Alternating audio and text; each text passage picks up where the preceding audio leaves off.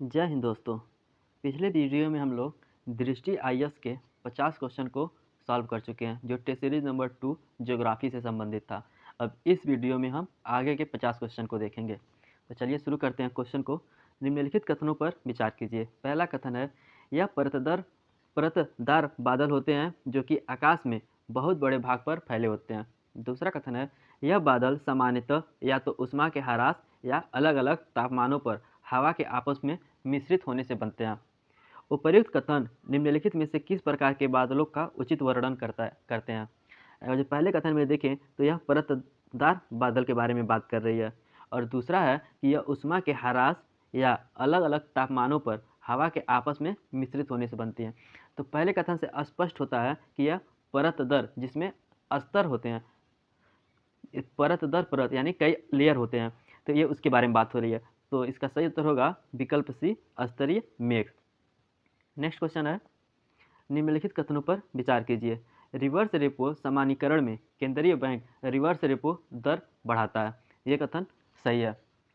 पहले अगर जो देखें रिवर्स रेपो सामान्यीकरण के बारे में, तो रिवर्स रेपो दर वह ब्याज दर है जो आरबीआई वाणिज्यिक बैंकों को भुगतान करता है जब वे आरबीआई के पास अपनी अतिरिक्त तरलता यानी पैसा को जमा रखते हैं। रिवर्स रेपो सामान्यीकरण का मतलब यह है कि रिवर्स रेपो रेट में वृद्धि होगी। दूसरा कथन है, रिवर्स रेपो सामान्यीकरण का उद्देश्य मुद्रास्फीति पर अंकुश लगाना है। यह भी कथन सही है। सामान्यीकरण की यह प्रक्रिया जिसका उद्देश्य मुद्रास्फीति पर अंकुश लगाना है, न कि केवल बाजार में अतिरिक्त तरलता को कम करेगा।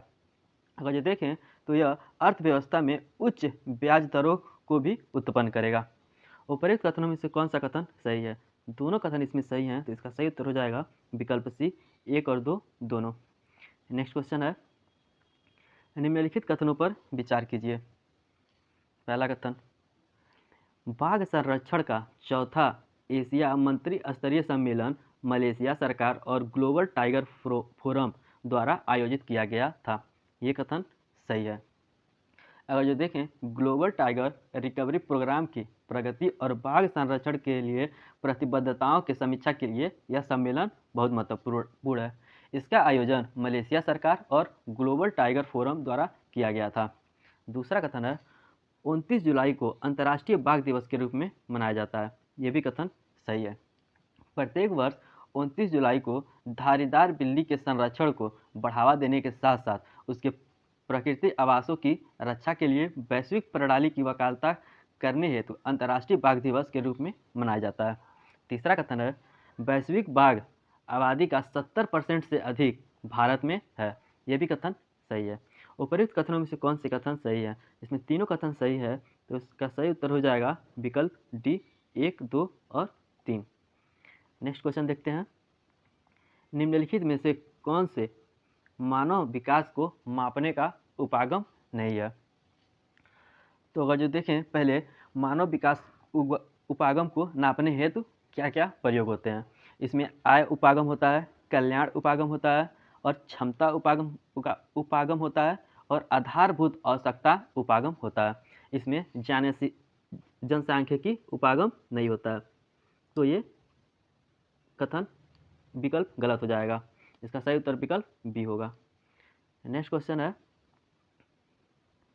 यह पौधा समुद्र तल से 2000 मीटर की ऊंचाई पर अच्छी तरह से बढ़ता है।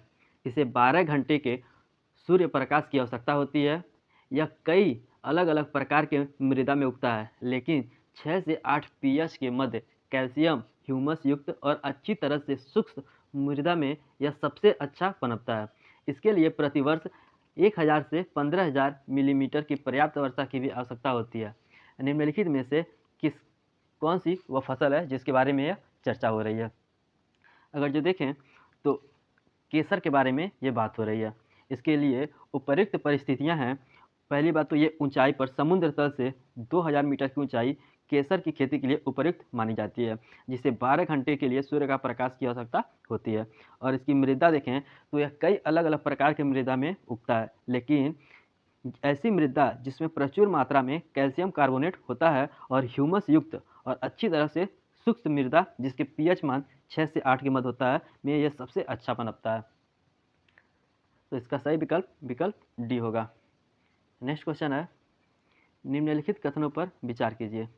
पहला कथन, शिपिंग और नेविगेशन के लिए अंतर्देशीय जलमार्ग के विकास और अधिनियम के लिए भारतीय अंतर्देशीय राजमार्ग प्राधिकरण का गठन किया गया है। ये कथन सही है। अगर जो देखें तो शिपिंग और नेविगेशन हेतु अंतर्राष्ट्रीय राजमार्गों के विकास और विनियमन के लिए अक्टूबर 1986 में भारतीय अंतर्देशीय जलमार्ग प्राधिकरण का गठन किया गया। दूसरा कथन है, सभी जलमार्ग केंद्र सरकार के दायरे में आते हैं। ये कथन गलत है।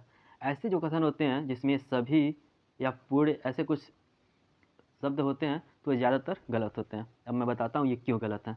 संवैधानिक प्रावधानों के अनुसार केवल वे जलमार्ग जिन्हें राष्ट्रीय जलमार्ग घोषित किया गया है वो केंद्र सरकार के दायरे में आते हैं, जबकि शेष जलमार्ग संबंधित राज्य सरकार के दायरे में आते हैं। उपरोक्त कथन में से कौन सा कथन सही है? इसका सही उत्तर होगा विकल्प ए, केवल 1। नेक्स्ट क्वेश्चन है, भोजन संग्रह के संदर्भ में निम्नलिखित कथनों पर विचार कीजिए। यह कार्य कठोर जलवायु दिशाओं में किया जाता है।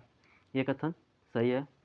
दूसरा कथन है, भोजन संग्रह केवल उच्च अक्षांशीय क्षेत्र जैसे उत्तरी कनाडा, उत्तरी यूरेशिया और दक्षिणी चिली में किया जाता है।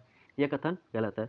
जैसा मैंने आप लोग को ऊपर वाले क्वेश्चन में बताया, जैसे ये शब्द आ जाएं केवल, सभी, ये कथन ज़्यादातर गलत होते हैं।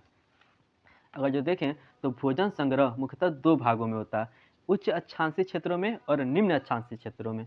उपर्युक्त कथनों में से कौन सा कथन सही है? तो इसका सही उत्तर हो जाएगा विकल्प ए, केवल 1। नेक्स्ट क्वेश्चन देखते हैं, निम्नलिखित में से कौन से देश G20 का हिस्सा हैं? पहली बात तो जानते हैं G20 क्या है। G20 एक समूह विश्व बैंक और अंतर्राष्ट्रीय मुद्रा कोष के प्रतिनिधित्व यूरोपियन यूनियन एवं 19 देशों का एक अनौपचारिक समूह है। अब इसमें देखते हैं कौन कौन से देश हैं।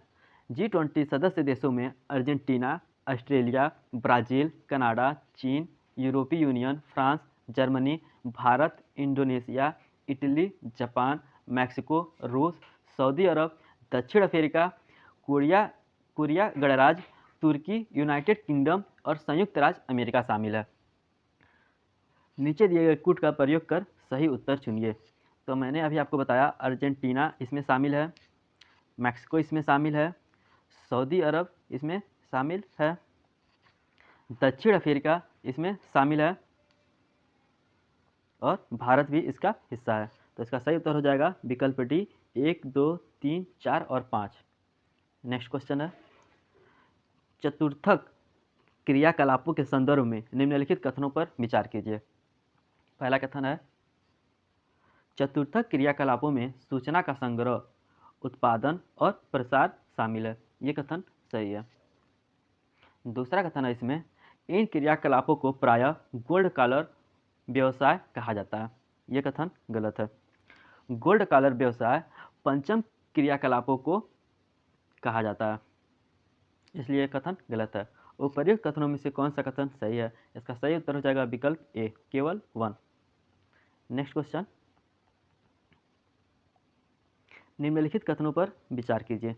भारत के मध्य उच्च भूमि पूर्व में चौड़ी तथा पश्चिम में संकीर्ण है। यह कथन गलत है। अगर जो मध्य भूमि जाने पहले ये होती क्या है, तो नर्मदा नदी के उत्तर में प्रायद्वीपीय पठार का वह भाग जो कि मालवा के पठार के अधिकतर भागों पर फैला हुआ है उसे मध्य उच्च भूमि के नाम से जाना जाता है। और यह मध्य उच्च भूमि पश्चिम में चौड़ा लेकिन पूर्व में संकीर्ण है। दूसरा कथन है, दक्षिण का पठार पश्चिम में ऊंचा और धीरे धीरे पूर्व की ओर ढलता है। यह कथन सही है। पहले जाने दक्षिण का पठार क्या है। यह एक त्रिभुजाकार भूभाग है जो नर्मदा नदी के दक्षिण में स्थित है। दक्षिण का पठार पश्चिम में ऊंचा और पूर्व की ओर कम ढाल वाला है। उपर्युक्त कथन में से कौन सा कथन सही है? इसका सही उत्तर हो जाएगा विकल्प बी, केवल 2। नेक्स्ट क्वेश्चन, बैगनी क्रांति शब्द जो कभी कभी समाचारों में पाया जाता है यह किससे संबंधित है? अगर जो देखें तो बैगनी क्रांति की शुरुआत कब हुई और किसकी संस्था के द्वारा हुई, तो केंद्रीय विज्ञान और प्रौद्योगिकी मंत्रालय ने वैज्ञानिक और औद्योगिकी अनुसंधान परिषद के अरोमा मिशन के तहत बैंगनी या लेवेंडर क्रांति की शुरुआत की। इस मिशन का उद्देश्य जम्मू कश्मीर में लेवेंडर रोपण को बढ़ावा देने के लिए किया गया। इसका सही उत्तर हो जाएगा विकल्प बी, लेवेंडर की खेती। अब आप सोच रहे होंगे ये लेवेंडर क्या होता है। यह एक जड़ी बूटी वाला पौधा होता है जो अपनी खूबसूरती के कारण और सुगंधता के कारण प्रसिद्ध है। नेक्स्ट क्वेश्चन देखते हैं। निम्नलिखित कथनों पर विचार कीजिए। पहला कथन है, जूट दुनिया में दूसरा सबसे प्रचुर मात्रा में पाए जाने वाला प्राकृतिक रेशा है।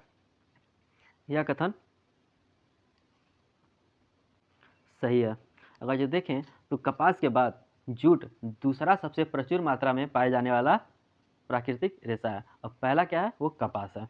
दूसरा है, बांग्लादेश जूट का दुनिया का सबसे बड़ा उत्पादक देश है। ये कथन गलत है क्योंकि जूट का सबसे बड़ा उत्पादक देश भारत है, बांग्लादेश दूसरे नंबर पे आता है। उपरोक्त कथनों में से कौन सा कथन सही है? इसमें केवल पहला कथन सही है, तो इसका सही उत्तर हो जाएगा विकल्प ए, केवल 1। नेक्स्ट क्वेश्चन है, निम्नलिखित कथनों पर विचार कीजिए। पहला कथन, महान हिमालय के वलय की प्रकृति असममित है। ये कथन सही है।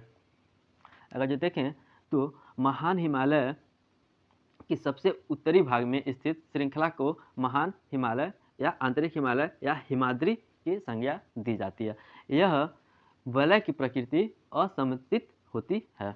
दूसरा कथन है, निम्न हिमालय की श्रृंखलाओं का निर्माण मुख्यतः अत्यधिक संपीड़न और परिवर्तित शिलाओं से हुआ है। ये भी कथन सही है। इन श्रृंखलाओं का निर्माण मुख्यतः अत्यधिक संपीड़ित तथा परिवर्तित शिलाओं से बना हुआ है। और तीसरा कथन है, शिवालिक श्रृंखला संपीड़ित अवसादों से निर्मित है। यह कथन गलत है क्योंकि यह श्रृंखला उत्तर में स्थित हिमालय की श्रृंखलाओं से नदियों द्वारा लाए गए असंपीड़ित अवसादों से निर्मित हुआ है। उपरोक्त कथनों में से कौन सा कथन सही है? तो इसका केवल 1 और 2 कथन सही है, तो इसका सही उत्तर हो जाएगा विकल्प ए। नेक्स्ट क्वेश्चन है, निम्नलिखित कथनों पर विचार कीजिए। ऑपरेशन गंगा संघर्षग्रस्त लीबिया में फंसे भारतीय नागरिकों को वापस लाने हेतु एक निकासी मिशन है। यह कथन गलत है क्योंकि ऑपरेशन गंगा यह यूक्रेन में फंसे सभी भारतीय नागरिकों को वापस लाने के लिए एक निकासी मिशन है। दूसरा कथन है, ऑपरेशन सुरक्षित घर वापसी यूक्रेन में फंसे सभी भारतीय नागरिकों को वापस लाने के लिए एक निकासी मिशन है।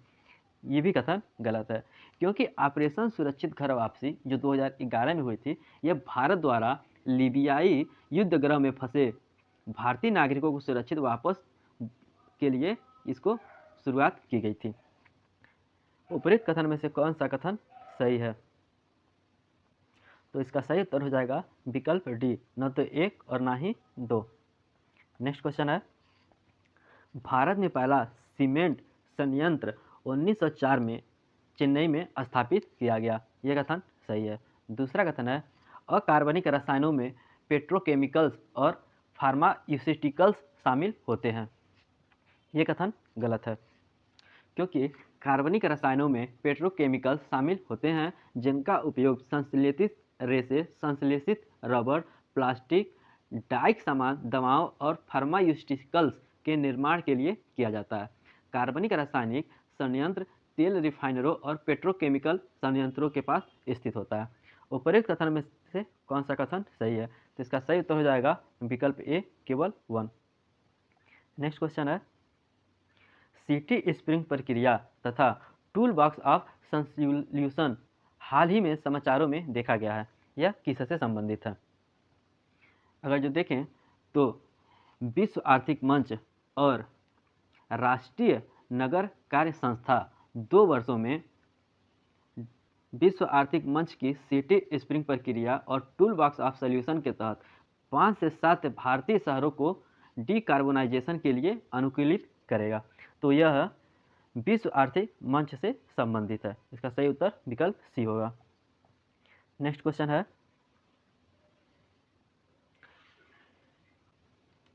कार्बनिक प्रकाश उत्सर्जन डायोड के बारे में निम्नलिखित कथनों पर विचार कीजिए। पहला कथन, यह कार्बनिक प्रकाश उत्सर्जन डायोड में होल इंजेक्शन लेयर्स में प्रकाश उत्पन्न करता है। यह कथन गलत है। अगर उत्सर्जन परत जो उपकरण का हृदय प्रकाश निर्मित होता है, उत्सर्जन परत में एक रंग परिभाषित उत्सर्जन होता है जो एक होस्ट पदार्थ में डुबाया जाता है, और यह परत है जहां विद्युत ऊर्जा सीधे प्रकाश में परिवर्तित होती है। दूसरा कथन है कार्बन प्रकाश उत्सर्जन डायोड OLED डिस्प्ले पर प्रत्येक रिक्टेक्सेल स्वयं प्रकाश बनाता है। यह कथन सही है। OLED डिस्प्ले चैनल पर प्रत्येक पिक्सल बैकलाइट पर निर्भर होने के बजाय अपना स्वयं का प्रकाश उत्पन्न करता है। उपरोक्त कथन में से कौन सा कथन सही है? तो इसका सही उत्तर हो जाएगा विकल्प बी, केवल 2। नेक्स्ट क्वेश्चन है, निम्नलिखित कथनों पर विचार कीजिए। पहला कथन, बॉक्साइट निक्षेप एल्यूमीनियम सिलिकेट्स की प्रचुर मात्रा वाली विभिन्न प्रकार के चट्टानों के अपघटन से बनते हैं। ये कथन सही है। दूसरा कथन है मैग्नीज का उपयोग ब्लीचिंग पाउडर, कीटनाशकों और पेंट के निर्माण में किया जाता है। यह भी कथन सही है। मैग्नीज का उपयोग मुख्य रूप से स्टील और फेरो मैग्नीज मिश्र धातु के निर्माण में किया जाता है। 1 टन स्टील के निर्माण के लिए लगभग 10 किलो मैग्नीज की आवश्यकता होती है। इसका उपयोग ब्लीचिंग पाउडर, कीटनाशकों और पेंट के निर्माण में किया जाता है। तीसरा कथन है अभ्रक एक खनिज है जो प्लेटों या पत्तियों की एक श्रृंखला से बना होता है। यह भी कथन सही है, क्योंकि इसकी प्लेट जो होती है ये आसानी से पतली चादरों में विभाजित हो जाती हैं। उपर्युक्त कथन में से कौन सा कथन सही है? इसका सही उत्तर होगा विकल्प डी, 1, 2 और 3। नेक्स्ट क्वेश्चन है, निम्नलिखित राज्यों पर विचार कीजिए। पहला, तमिलनाडु, अरुणाचल प्रदेश, जम्मू कश्मीर और पुदुचेरी।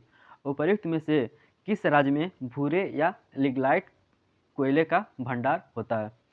अगर जो देखें लिग्नाइट कोयले के बारे में जानें, यह मतलब एक कोयले का प्रकार होता है जो इसमें 40 से 55% कार्बन सामग्री होती है, और यह अक्सर उच्च नमी सामग्री के साथ भूरे रंग का होता है, इसलिए यह जलने पर धुआं देता है। इसका उपयोग मुख्य रूप से विद्युत उत्पादन में किया जाता है। भूरा कोयला या लिग्नाइट तमिलनाडु के तटीय भागों में पांडिचेरी, गुजरात और जम्मू कश्मीर में पाया जाता है। तो इसका सही उत्तर हो जाएगा विकल्प सी, 1, 3 और 4। नेक्स्ट क्वेश्चन है, भूचुंबकीय तूफान के संदर्भ में निम्नलिखित कथनों पर विचार कीजिए। पहला कथन, भूचुंबकीय तूफान के बनने के लिए उत्तर की ओर निर्देशित सौर्य पवन चुंबकीय क्षेत्र का होना अनिवार्य है। यह कथन गलत है। भूचुंबकीय तूफान के निर्माण करने वाले सौर पवनें मुख्य रूप से मैग्नेटोस्फीयर में दक्षिण दिशा में प्रवाहित होने वाली सौर पवनें उच्च गति से काफ़ी लंबी अवधि तक प्रवाहित होती हैं। यह स्थिति सौर पवन से ऊर्जा को पृथ्वी के चुंबक मंडल में स्थानांतरित करने हेतु प्रभावी होती हैं। दूसरा कथन है उच्च गति वाली सौर पवन धारा सौर पवन विक्षोभ के लिए अनुकूल नहीं होती हैं। यह कथन गलत है। अगर जो देखें तो एक अन्य सौर पवन विक्षोभ में जो चुंबकीय तूफानों के अनुकूल परिस्थितियों का निर्माण करता है वह है उच्च गति वाली सौर पवन धारा। उपर्युक्त कथनों में से कौन सा कथन सही है? तो दोनों कथन इसमें गलत हैं। सही उत्तर हो जाएगा इसका विकल्प डी, न तो 1 और ना ही 2। नेक्स्ट क्वेश्चन है, मिलेट के संदर्भ में निम्नलिखित कथनों पर विचार कीजिए। पहला कथन है बाजरा रेतीली और काली मिट्टी में अच्छी तरह उगता है। ये कथन सही हो जाता है। दूसरा कथन है वर्ष 2023 में अंतर्राष्ट्रीय मिलेट वर्ष के रूप में मनाया जाता है। ये भी कथन सही है। भारत सरकार ने संयुक्त राष्ट्र के समक्ष वर्ष 2023 को अंतर्राष्ट्रीय बाजरा वर्ष घोषित करने का प्रस्ताव दिया। भारत के प्रस्ताव को 72 देशों ने समर्थन दिया और संयुक्त राष्ट्र महासभा ने 5 मार्च 2021 को वर्ष 2023 को अंतर्राष्ट्रीय बाजरा वर्ष के रूप में घोषित किया है। तीसरा कथन है मिलेट में कार्बन फुटप्रिंट को कम करने और बहुत कम जल के साथ उष्ण जलवायु में जीवित रहने वाले तथा वृद्धि करने की क्षमता है। यह भी कथन सही है। यह जलवायु स्मार्ट फल है और इसलिए चावल तथा गेहूं की फसलों की तुलना में किसानों के लिए एक अच्छी जोखिम प्रबंधन रणनीति का गठन करती है। इसमें अपेक्षाकृत अधिक मात्रा में पानी और उर्वरक की आवश्यकता भी नहीं होती है। उपर्युक्त कथन में से कौन सा कथन सही है? इसका सही उत्तर हो जाएगा विकल्प डी 1, 2 और 3। नेक्स्ट क्वेश्चन है, निम्नलिखित राज्य पर विचार कीजिए। पंजाब, राजस्थान, उड़ीसा और तमिलनाडु। उपर्युक्त में से किस राज्य में भूजल उपयोग की दर अत्यधिक है? अगर जो देखें तो देश में कुल पुनर्भरण भौमजल संस्थान लगभग 432 घन किलोमीटर है। अगर जो देखें तो उत्तर पश्चिम प्रदेश और दक्षिण भारत के कुछ हिस्सों में नदी बेसिनों में भौमजल उपयोग अपेक्षाकृत अधिक है। इसमें पंजाब, हरियाणा, राजस्थान और तमिलनाडु राज्यों में भौमजल का उपयोग बहुत अधिक है। तो इसका सही उत्तर हो जाएगा विकल्प डी 1, 2 और 4। पंजाब में, राजस्थान में और तमिलनाडु में। विकल्प डी इसका सही उत्तर होगा। नेक्स्ट क्वेश्चन है, एक्रोमेगाली के बारे में निम्नलिखित में से कौन से कथन सही हैं?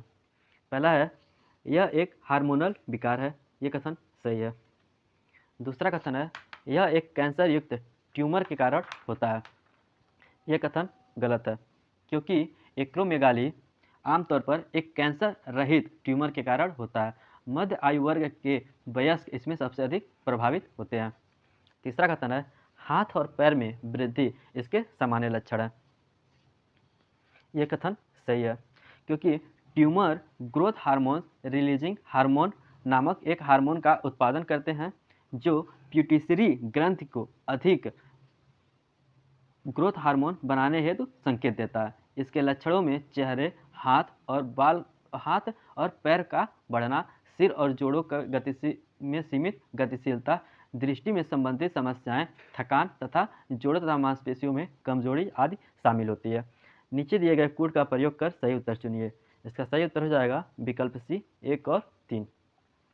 नेक्स्ट क्वेश्चन है, निम्नलिखित कथनों पर विचार कीजिए। पहला कथन, खनिज आधारित उद्योग प्राथमिक उद्योग होते हैं। ये कथन सही है। लौह अयस्क से बना लोहा खनिज आधारित उद्योग का उत्पादन है। इसका उपयोग कई अन्य स्तरों जैसे भारी मशीनरी, निर्माण सामग्री और रेलवे कोच के निर्माण में कच्चे माल के रूप में किया जाता है। दूसरा कथन है, कुटीर तथा घरेलू उद्योग एक प्रकार का लघु उद्योग होता है। यह भी कथन सही है। कुटीर या घरेलू उद्योग एक प्रकार का लघु उद्योग होता है। यहाँ उत्पादकों का निर्माण कारीगरों द्वारा हाथ से किया जाता है। टोकरी की बुनाई, मिट्टी के बर्तन और अन्य हस्तशिल्प कुटीर उद्योग के उदाहरण होते हैं। तीसरा कथन है, सहकारी क्षेत्र में के उद्योग स्वगत होते हैं और उत्पादकों के द्वारा संचालित होते हैं। यह भी कथन सही है। सरकारी क्षेत्र के उद्योग स्वगत होते हैं और उत्पादकों, कच्चे माल के आपूर्तिकर्ताओं तथा श्रमिकों या दोनों के स्वामित्व से संचालित होते हैं। उपरोक्त कथन में से कौन सा कथन सही है? इसका सही उत्तर हो जाएगा विकल्प डी 1, 2 और 3। नेक्स्ट क्वेश्चन देखते हैं। पल्ली बस्तियों के बारे में निम्नलिखित कथनों पर विचार कीजिए। पहला कथन है, ये बस्तियां सामाजिक और मानव जाति कारकों द्वारा अभिप्रेरित होती हैं। यह कथन सही है, क्योंकि किसी विशाल गांव का ऐसा खंडी भवन प्रायः सामाजिक एवं मानव जाति कारकों द्वारा अभिप्रेरित होती हैं। दूसरा कथन है, पल्ली बस्तियां अधिकांशतः गंगा के मध्य और निम्न मैदान में पाई जाती हैं। यह भी कथन सही है। ऐसे गांव गंगा के मध्य और निम्न मैदान छत्तीसगढ़ और हिमालय के निचली घाटियों में बहुतायत में पाई जाती हैं। नीचे दिए गए कूट का प्रयोग कर सही उत्तर चुनिए। उसका सही उत्तर हो जाएगा विकल्प सी 1 और 2 दोनों। नेक्स्ट क्वेश्चन है, मेटा मटेरियल्स के संदर्भ में निम्नलिखित कथनों पर विचार कीजिए। तो पहले जानते हैं मेटा मटेरियल्स होते क्या हैं। यह एक स्मार्ट सामग्री होते हैं जिसमें गुणों की एक विस्तृत श्रृंखला पाई जाती है और वे एक दूसरे से इतने भिन्न हो सकते हैं कि उनकी कोई निश्चित परिभाषा नहीं है। हालांकि उन सभी में से ये सामान्य बात है कि उनका निर्माण कृत्रिम रूप से किया जाता है, अर्थात वे प्रकृति में नहीं पाए जाते हैं बल्कि लोगों द्वारा निर्मित किए जाते हैं। पहला कथन है, यह मानव निर्मित सामग्री होती है। ये सही है। दूसरा कथन है, इन सामग्रियों में उसके सकारात्मक अपवर्तक सूचकांक के कारण प्रकाशिकी में अनुप्रयोगों की एक विस्तृत श्रृंखला होती है। यह कथन गलत है। इसके महत्वपूर्ण गुणों में से एक है मेटा मटेरियल्स को भिन्न करना। उदाहरण के लिए पदार्थ में नकारात्मक अपवर्तन न कि सकारात्मक होता है। प्रकाशिकी और विद्युत चुंबकीय अनुप्रयोगों में इन पदार्थों की महत्वपूर्ण योगदान होती है। उपर्युक्त कथनों में से कौन सा कथन सही है? इसका सही उत्तर हो जाएगा विकल्प ए, केवल 1। नेक्स्ट क्वेश्चन है, निम्नलिखित कथनों पर विचार कीजिए। पहला कथन, परमाणु संलयन ऊर्जा यूरेनियम और थोरियम जैसे प्राकृतिक रूप में पाए जाने वाले रेडियोधर्मी तत्वों के परमाणुओं के नाभिकीय में संग्रहित ऊर्जा से प्राप्त होती है। ये कथन सही है। दूसरा कथन है, केरल की मोनोजाइक रेत में थोरियम बड़ी मात्रा में पाई जाती है। ये भी कथन सही है। उपरोक्त कथनों में से कौन सा कथन सही है? जिसका सही उत्तर हो जाएगा विकल्प सी, 1 और 2 दोनों। नेक्स्ट क्वेश्चन है, भारत में जनसंख्या घनत्व निश्चित भौतिक सकारात्मक प्रारूप का अनुसरण करता है। उपरोक्त प्रारूप को देखते हुए निम्नलिखित में से कौन सा भौगोलिक क्षेत्र घनी आबादी वाला है? अगर जो देखें तो जहाँ तक भौतिक कारकों के संबंध है वह स्पष्ट है कि भूविन्यास और जल की उपलब्धता के साथ जलवायु प्रारूप के वितरण के प्रारूप को निर्धारित करता है, जिसमें परिणाम स्वरूप हम देखते हैं कि उत्तर भारत के मैदानी डेल्टाओं और तटीय मैदान में जनसंख्या का अनुपात दक्षिण और मध्य भारत के राज्यों के आंतरिक जिले हिमालय, उत्तर पूर्वी और पश्चिमी कुछ राज्यों की अपेक्षा उच्चतर होती है। तो इसमें देखते हैं कौन कौन से क्षेत्रों में उच्च जन घनत्व पाए जाते हैं। इसमें मैदानों, डेल्टा और तटीय मैदानों में उनके भौतिक कारकों के कारण जनसंख्या का अनुपात अधिक होता है, जबकि प्रायद्वीपीय क्षेत्रों में जनसंख्या अब विकास कारकों के कारण बढ़ रही है। ये पहले नहीं थी। तो प्रायद्वीपीय क्षेत्र इसके अंतर्गत नहीं आते हैं। तो इसका सही उत्तर हो जाएगा विकल्प बी, केवल 1, 2 और 3। नेक्स्ट क्वेश्चन है, भारत स्थित न्यूट्रिनो वेधशाला के संबंध में निम्नलिखित कथनों पर विचार कीजिए। पहला कथन है, यह परियोजना भारत सरकार के परमाणु ऊर्जा विभाग तथा विज्ञान और प्रौद्योगिकी विभाग द्वारा संयुक्त रूप से वित्त पोषित होती है। ये कथन सही है। दूसरा कथन है, आईएनओ केवल वायुमंडलीय न्यूट्रिनो का अध्ययन करेगा। आईएनओ द्वारा वायुमंडलीय न्यूट्रिनो का अध्ययन किया जाएगा। सौर न्यूट्रिनो में डिटेक्ट की तुलना में बहुत कम ऊर्जा होती है। उपरोक्त कथनों में से कौन सा कथन सही है? दोनों कथन इसमें सही हैं। इसका सही उत्तर हो जाएगा विकल्प सी, 1 और 2 दोनों।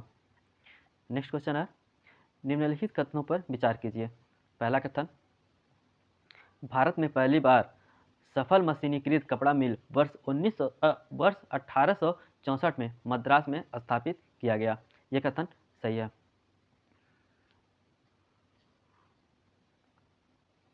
सॉरी, ये कथन गलत हो जाता है, क्योंकि पहली सफल मशीनीकृत कपड़ा मिल वर्ष 1854 में मुंबई में स्थापित की गई थी। दूसरा कथन है, अहमदाबाद को भारत का मैनचेस्टर कहा जाता है। ये कथन सही है। उपरोक्त कथनों में से कौन सा कथन सही नहीं है? तो इसका सही उत्तर हो जाएगा विकल्प ए, केवल 1। नेक्स्ट क्वेश्चन है, उपरोक्त निम्नलिखित युग्मों पर विचार कीजिए। एक तरफ घास स्थल दिया है और दूसरी तरफ क्षेत्र, मतलब ये किस क्षेत्र में पाए जाते हैं। पहला है लानोस वेनेजुला, ये सही सुमेलित है, क्योंकि यह उष्णकटिबंधीय का एक घास स्थल है जो वेनेजुला में होता है।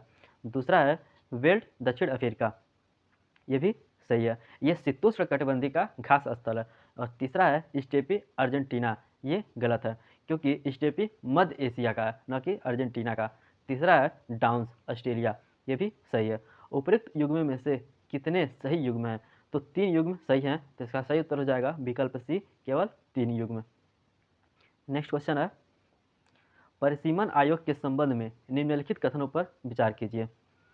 पहला कथन, परिसीमन जनसंख्या में परिवर्तन का प्रतिनिधित्व करने हेतु लोकसभा और राज्य विधानसभा सीटों की सीमाओं को पुनः परिभाषित करने का कार्य करता है।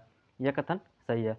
परिसीमन जनसंख्या में परिवर्तन का प्रतिनिधित्व करने के लिए लोकसभा और राज्य विधानसभाओं की सीटों के सीमाओं को पुनः परिभाषित करने का कार्य करती है। इन प्रक्रियाओं में लोकसभा में विभिन्न राज्यों को आवंटित सीटों की संख्या और विधानसभा में कुल सीटों की संख्या परिवर्तित हो सकती है। दूसरा कथन है अनुच्छेद 80 के तहत संसद प्रत्येक गणराज्य जनगणना के बाद एक परिसीमन अधिनियम लागू करती है। यह कथन गलत है। अनुच्छेद 82 के तहत संसद प्रत्येक जनगणना के बाद एक परिसीमन अधिनियम लागू करती है, न कि 80 के तहत। नेक्स्ट कथन है भारत में ऐसे परिसीमन आयोग का गठन 5 बार किया जा चुका है। यह कथन गलत है, क्योंकि भारत में इस तरह के परिसीमन आयोग का गठन सिर्फ 4 बार किया गया है। उपरोक्त कथनों में से कौन सा कथन सही नहीं है, यानी कौन कौन से कथन गलत हैं? तो 2 और 3 कथन गलत है। इसका सही उत्तर हो जाएगा विकल्प डी, केवल 2 और 3। नेक्स्ट क्वेश्चन है जनसंख्या की प्राकृतिक वृद्धि को मापते समय निम्नलिखित में से किसे ध्यान में रखा जाता है? तो जनसंख्या वृद्धि दर के बारे में जानें तो यह केवल प्रतिशत में व्यक्त किया जाने वाला जनसंख्या का एक परिवर्तन होता है। इसमें जन्म और मृत्यु को ध्यान में रखा जाता है। नीचे दिए गए कूट का प्रयोग कर सही उत्तर चुनिए। तो जन्म और मृत्यु, इसमें केवल 2 ही चीज़ को ध्यान में रखा जाता है, तो इसका सही उत्तर हो जाएगा विकल्प ए, केवल 1 और 2। नेक्स्ट क्वेश्चन है निम्नलिखित कथनों पर विचार कीजिए। पहला कथन उष्णकटिबंधीय पर्णपातीय वन केवल भारत और ऑस्ट्रेलिया में पाए जाते हैं। ये कथन गलत है। उष्णकटिबंधीय पर्णपाती वन मानसूनी वन होते हैं जो भारत, उत्तरी ऑस्ट्रेलिया और मध्य अमेरिका के बड़े हिस्से में पाए जाते हैं। दूसरा कथन है उष्णकटिबंधीय सदाबहार वन भूमध्य रेखा के पास पाए जाते हैं। ये कथन सही है। इन वनों को उष्णकटिबंधीय वर्षा वन भी कहते हैं। ये घने वन भूमध्य रेखा और उष्णकटिबंधीय के पास पाए जाते हैं। उपरोक्त कथनों में से कौन सा कथन सही है? केवल दूसरा कथन सही है। इसका सही उत्तर हो जाएगा विकल्प बी, केवल 2। नेक्स्ट क्वेश्चन है निम्नलिखित कथनों पर विचार कीजिए। पहला, जब अत्यधिक बड़ा भाग विखंडित होकर ऊर्ध्वाधर रूप से विस्थापित हो जाता है तब भ्रंशोत्थक पर्वतों का निर्माण होता है। यह कथन सही है। ऊपर उठे हुए खंड को उत्खंड या नीचे धंसे हुए खंडों को द्रोणिका भ्रंश कहा जाता है। यूरोप की राइन घाटी और बायजेस पर्वत इस पर्वत तंत्र के उदाहरण हैं। दूसरा कथन है पठार उठी हुई एवं सपाट भूमि होती है। यह कथन सही है। अगर जो देखें तो यह आसपास के क्षेत्रों से अधिक उठा हुआ होता है। किसी पठार के एक या एक से अधिक किनारे होते हैं जिनके ढाल खड़े होते हैं। पठारों की ऊंचाई प्रायः कुछ 100 मीटर से लेकर कई हजार मीटर तक हो सकती है। पर्वतों की तरह पठार भी नवीन एवं पुराने हो सकते हैं। भारत में दक्कन पठार पुराने पठारों में से एक है। तीसरा कथन है मैदान समतल भूमि के बहुत बड़े भाग होते हैं। यह भी कथन सही है। वे सामान्यतः औसत समुद्री तल से 200 मीटर से अधिक ऊंचे नहीं होते हैं। कुछ मैदान काफ़ी समतल होते हैं, कुछ उर्मिल और तरंगित हो सकते हैं। अधिकांश मैदान नदियों और उनकी सहायक नदियों के द्वारा निर्मित होती हैं। उपरोक्त कथन में से कौन सा कथन सही है? इसमें तीनों कथन सही हैं। इसका सही उत्तर हो जाएगा विकल्प डी, 1, 2 और 3। नेक्स्ट क्वेश्चन है एक अर्थव्यवस्था की प्राथमिक गतिविधियों के संदर्भ में निम्नलिखित कथनों में से कौन सा कथन सही नहीं है? पहला कथन है प्राथमिक गतिविधियां सीधे पर्यावरण पर निर्भर करती हैं। ये कथन सही है, क्योंकि प्राथमिक गतिविधियां जो होती हैं वो प्रकृति पर निर्भर करती हैं। दूसरा कथन है पशु चारण गतिविधियां प्राथमिक आर्थिक गतिविधियों का हिस्सा होती हैं। यह भी कथन सही है। तीसरा कथन है प्राथमिक गतिविधियों में संलिप्त व्यक्तियों को ब्लू कॉलर वर्कर कहा जाता है। यह कथन गलत है। प्राथमिक गतिविधियां सीधे पर्यावरण पर निर्भर करती हैं, क्योंकि ये पृथ्वी के संसाधनों जैसे भूमि, जल, वनस्पति, निर्माण सामग्री और खनिजों के उपयोग से संबंधित होती हैं। और प्राथमिक गतिविधियों में संलिप्त व्यक्तियों को उनके काम की बाहरी प्रकृति के कारण रेड कॉलर वर्कर कहा जाता है। इसलिए इसका सही उत्तर हो जाएगा विकल्प सी। नेक्स्ट क्वेश्चन देखते हैं। निम्नलिखित कथनों पर विचार कीजिए। जिस स्थान पर गर्म और शीत जल धाराएं मिलती हैं वह स्थान विश्व में सर्वोच्च मस्त क्षेत्र बन जाता है। ये कथन सही है। अगर जो देखें तो इनके कारण कुहरे युक्त मौसम का भी निर्माण होता है और यहाँ पे मछलियाँ अत्यधिक मात्रा में भी पाई जाती हैं। दूसरा कथन है, गर्म महासागरीय धाराएं भूमध्य रेखा के निकट उत्पन्न होती हैं और ध्रुवों की ओर प्रवाहित होती हैं। यह भी कथन सही है। महासागरीय धाराएं निश्चित दिशा में महासागरीय सतह पर नियमित रूप से बहने वाली जलधाराएं होती हैं। सामान्यतः गर्म महासागरीय धाराएं भूमध्य रेखा के निकट उत्पन्न होती हैं और ध्रुवों की ओर प्रवाहित होती हैं। उपरोक्त कथनों में से कौन सा कथन सही है? इसका सही उत्तर हो जाएगा विकल्प सी, 1 और 2 दोनों। नेक्स्ट क्वेश्चन है, महासागरों के संदर्भ में निम्नलिखित कथनों पर विचार कीजिए। पहला कथन, प्रशांत महासागर का विस्तार पृथ्वी के 1/3 भाग पर है। यह कथन सही है। प्रशांत महासागर सबसे बड़ा महासागर है। यह पृथ्वी के 1/3 क्षेत्र पर फैला हुआ है। पृथ्वी का सबसे गहरा भाग मरियाना गर्त प्रशांत महासागर में स्थित है। प्रशांत महासागर लगभग वृत्ताकार है। एशिया, ऑस्ट्रेलिया, उत्तर एवं दक्षिण अमेरिका इसके चारों ओर स्थित है। दूसरा कथन है, अटलांटिक महासागर का पश्चिमी तट उत्तर एवं दक्षिण अमेरिका से घिरा हुआ है। यह भी कथन सही है। अटलांटिक महासागर विश्व का दूसरा सबसे बड़ा महासागर है। यह अंग्रेजी भाषा के यस अक्षर के आकार का है। इसके पश्चिम किनारे पर उत्तर एवं दक्षिण अमेरिका है तथा पूर्व किनारे पर यूरोप एवं अफ्रीका है। तीसरा कथन है, हिंद महासागर का आकार लगभग वृत्ताकार है। यह कथन गलत है क्योंकि यह त्रिभुजाकार है। तीसरा कथन है, चौथा कथन, आर्कटिक महासागर प्रशांत महासागर से छिछले जल वाले एक संकरे भाग जिसे बेरिंग जलसंधि के नाम से जाना जाता है से जुड़ा हुआ है। ये कथन सही है। आर्कटिक महासागर उत्तर ध्रुव वृत्त में स्थित है तथा यह उत्तर ध्रुव के चारों ओर फैला हुआ है। यह प्रशांत महासागर से छिछले जल वाले एक संकरे भाग से जुड़ा हुआ है जिसे बेरिंग जलसंधि के नाम से जानते हैं। उपर्युक्त कथनों में से कौन सा कथन सही है? तो इसमें केवल तीसरा कथन गलत है। तो देखें तो इसमें भी तीसरा विकल्प दिया हुआ है, विकल्प बी में भी तीसरा कथन को दिया है और विकल्प डी में भी तीसरा विकल्प को दिया हुआ है। तो तीनों को एलिमिनेट कर देते हैं तो इसका सही उत्तर हो जाएगा विकल्प सी, 1, 2 और 4। नेक्स्ट क्वेश्चन देखते हैं, निम्नलिखित युग्मों पर विचार कीजिए। एक तरफ लिखा हुआ कृषि प्रकार और दूसरा प्रचलित क्षेत्र। गहन निर्वाह कृषि पूर्व एशिया, ये सही है। अगर जो निर्वाह कृषि के बारे में जाने तो गहन निर्वाह कृषि में किसान साधारण औजारों और श्रम का उपयोग करके भूमि के एक छोटे भूखंड पर खेती करते हैं। गहन निर्वाह कृषि दक्षिण और दक्षिण पूर्व एवं पूर्वी एशिया के मानसून क्षेत्रों में घनी आबादी वाले क्षेत्रों में प्रचलित है। दूसरा है स्थानांतरण कृषि दक्षिण पूर्व एशिया, ये भी सही है। अगर जो देखें स्थानांतरण खेती के बारे में तो यह अमेजन बेसिन, उष्णकटिबंधीय अफ्रीका, दक्षिण पूर्व एशिया के कुछ हिस्से और पूर्वोत्तर भारत के घने जंगल के क्षेत्रों में होते हैं। स्थानांतरण खेती को स्लैड एंड बर्न कृषि के रूप में भी जाना जाता है। तीसरा कथन है खानाबदोश पशुचरण और ये उष्णकटिबंधीय अफ्रीका के प्रचलित क्षेत्र में होता है। ये कथन गलत है क्योंकि खानाबदोश पशुचारण सहारा, मध्य एशिया और भारत के कुछ हिस्से जैसे राजस्थान और जम्मू कश्मीर के अर्ध शुष्क और शुष्क क्षेत्रों में किया जाता है। उपर्युक्त युग्म में से कौन से सही युग्म है? तो पहला दूसरा सही युग्म है तो इसका सही उत्तर हो जाएगा विकल्प ए, केवल 1 और 2। नेक्स्ट क्वेश्चन है, निम्नलिखित में से कौन सी नदी गंगा नदी की सहायक नदी है? तो गंगा नदी की सहायक नदियों में घाघरा, सोन, चंबल नहीं आते हैं, इसमें गंडक आता है और कोसी होता है। नीचे दिए गए कोड का प्रयोग कर सही उत्तर चुनिए। इसका सही उत्तर हो जाएगा विकल्प ए, 1, 2, 4 और 5। नेक्स्ट क्वेश्चन है, निम्नलिखित कथनों पर विचार कीजिए। पहला कथन, पृथ्वी के ठोस भाग को स्थल मंडल कहा जाता है। यह कथन सही है।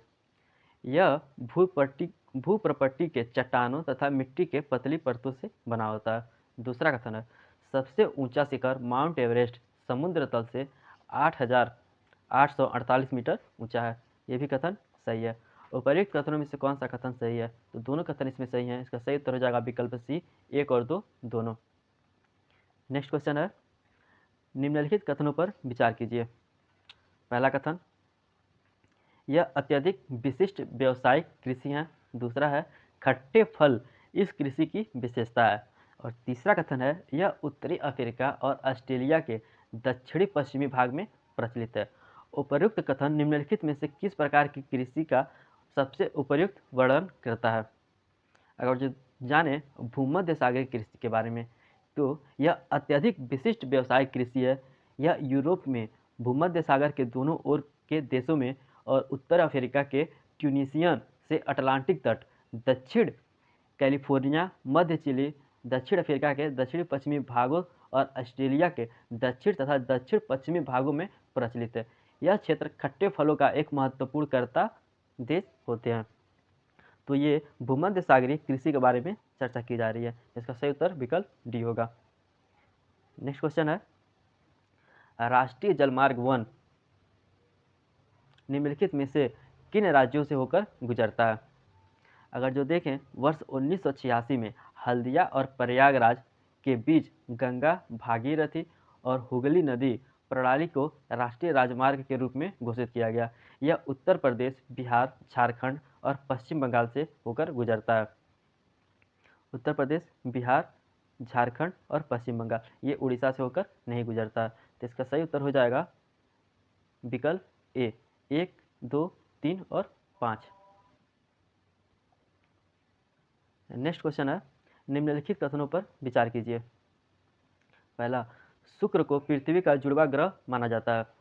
ये कथन सही है क्योंकि इसका आकार एवं आकृति लगभग पृथ्वी के समान ही है। दूसरा कथन है चंद्रमा पृथ्वी का एकमात्र उपग्रह है। यह भी कथन सही है, ये तो हम लोग बचपन से ही पढ़ते आ रहे हैं। और तीसरा कथन है पृथ्वी सूर्य का दूसरा निकटतम ग्रह है। यह कथन गलत है क्योंकि सूर्य से दूरी के हिसाब से पृथ्वी तीसरा ग्रह है। उपर्युक्त कथनों में से कौन सा कथन सही नहीं है? तो केवल तीसरा कथन सही नहीं है। इसका सही उत्तर हो जाएगा विकल्प सी, केवल 3। नेक्स्ट क्वेश्चन है निम्नलिखित कथनों पर विचार कीजिए। पहला कथन, भारत में जो श्रमिक कम से कम 183 दिन कार्य करता है उसे मुख्य श्रमिक माना जाता है। ये कथन सही है। मुख्य श्रमिक वह व्यक्ति होता है जो एक वर्ष में कम से कम 183 दिन या 6 महीने कार्य करता है। दूसरा कथन है भारत में जो श्रमिक 183 दिन से कम कार्य करता है उसे सीमांत श्रमिक कहते हैं। यह भी कथन सही है। ये ठीक उसके विपरीत अगर जो माने तो होगा, क्योंकि सीमांत श्रमिक वह व्यक्ति होता है जो एक वर्ष में 183 दिन या 6 महीने से कम कार्य करता है। उपयुक्त कथनों में से कौन सा कथन सही है? तो इसमें दोनों कथन सही हैं। इसका सही उत्तर हो जाएगा विकल्प सी, 1 और 2 दोनों। नेक्स्ट क्वेश्चन है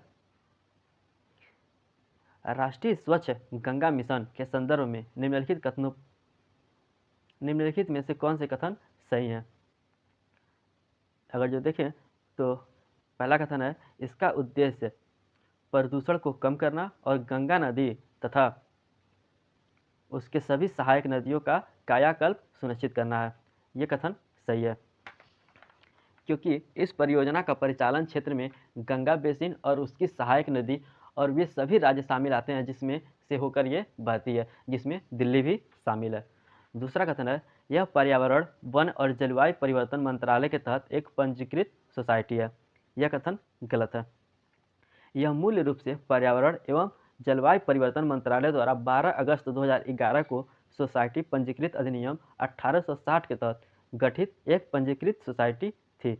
लेकिन अगर जो देखा जाए तो भारत सरकार नियम 1961 में 306वें संशोधन के अनुसार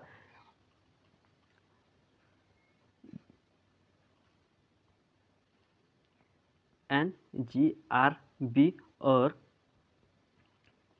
NMCG दोनों को जल संसाधन, नदी विकास और गंगा संरक्षण मंत्रालय को आवंटित किया गया है, इसलिए यह कथन गलत हो जाता है। तीसरा कथन है राष्ट्रीय गंगा परिषद का अध्यक्ष राष्ट्रीय गंगा परिषद की अध्यक्षता प्रधानमंत्री द्वारा की जाती है। यह भी कथन सही है। नीचे दिए गए कूट का प्रयोग कर सही उत्तर चुनिए। इसका सही उत्तर हो जाएगा विकल्प ए, केवल 1 और 3। नेक्स्ट क्वेश्चन है निम्नलिखित कथनों पर विचार कीजिए। पहला कथन पृथ्वी के परिक्रमण द्वारा इसके अक्ष के चारों ओर बनने वाले तल को कक्षीय तल के रूप में जाना जाता है। ये कथन सही है। पृथ्वी का अपने अक्ष पर घूमना घूर्णन कहलाता है।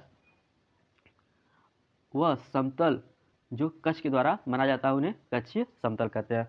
दूसरा कथन है ग्लोब पर वह वृत्त जो दिन और रात को विभाजित करता है उसे प्रकाश वृत्त कहते हैं। ये कथन गलत है, उसे प्रदीप्ति वृत्त कहते हैं, न कि प्रकाश वृत्त।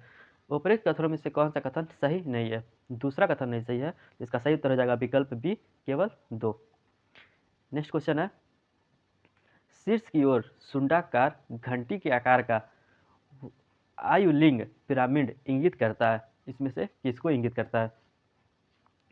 तो अगर जो जाने तो ये स्थिर जनसंख्या को इंगित करता है, क्योंकि शीर्ष की ओर सुंडाकार घंटी के आकार की आयुलिंग पिरामिड लगभग समान जन्म और मृत्यु दर को दर्शाता है, जो लगभग स्थिर जनसंख्या की ओर अग्रसर होने की स्थिति का परिचायक है।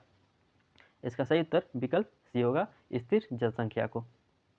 नेक्स्ट क्वेश्चन है निम्नलिखित युग्मों पर विचार कीजिए, जलप्रपात और स्थल। पहला है एंजल जलप्रपात दक्षिण अमेरिका, दूसरा है नियाग्रा जलप्रपात उत्तरी अमेरिका और तीसरा है विक्टोरिया जलप्रपात अफ्रीका। ये तीनों सही सुलोमित हैं, ये आप लोग मैप में जरूर देख लीजिएगा। इसका सही उत्तर हो जाएगा विकल्प डी, सभी तीनों युग्म। नेक्स्ट क्वेश्चन है और आज का आखिरी, निम्नलिखित में से किस देश की सीमा सहारा मरुस्थल से लगती है? अब सहारा मरुस्थल के बारे में पहले जानते हैं। यह विश्व का सबसे बड़ा मरुस्थल है, इसका क्षेत्रफल लगभग 8.54 मिलियन वर्ग किमी है। सहारा मरुस्थल की सीमा 11 देशों से लगती है। ये अल्जीरिया, चाड, मिस्र, लीबिया, माली, मारिनाटिया, मोरक्को, नाइजर, सूडान, पश्चिमी सहारा और ट्यूनीशिया है। नीचे दिए गए कूट का प्रयोग कर सही उत्तर चुनिए। इसका सही उत्तर हो जाएगा विकल्प डी, 1, 2, 3 और 4, मतलब ये चारों लगते हैं। अब अगला वीडियो में हम विजन आईएएस का टेस्ट सीरीज करेंगे, जो वो भी ज्योग्राफी से ही संबंधित होगा। धन्यवाद।